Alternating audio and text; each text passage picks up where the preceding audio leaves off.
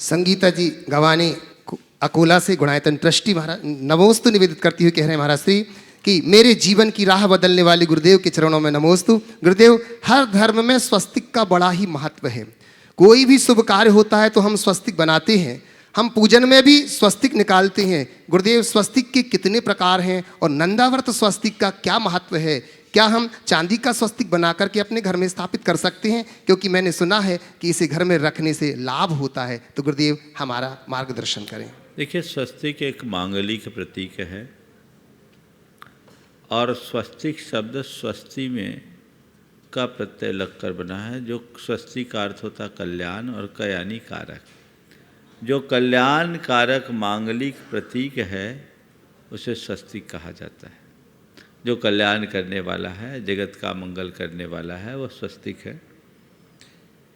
भारतीय परंपरा में स्वस्तिक का पुरातन काल से प्रयोग होता रहा है और ऐसा कहा जाता है अगर कहीं हम स्वस्तिक का अंकन कर दें तो उस पर देखने से उस दृष्टि जाने के कारण नकारात्मकता प्रभावी नहीं होती।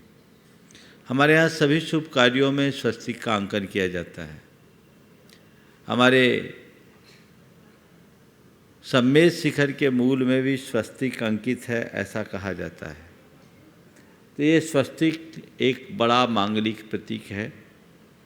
इसी स्वस्तिक को जर्मनी के राष्ट्रीय ध्वज के चिन्ह के रूप में भी जाना जाता है।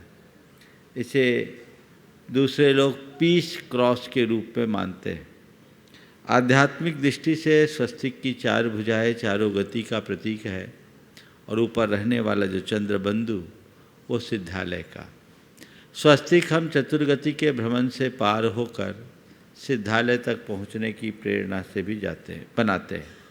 तो ये स्वस्तिक के साथ जुड़ा हुआ मनोभाव है। इस पे अनेक प्रयोग हुए।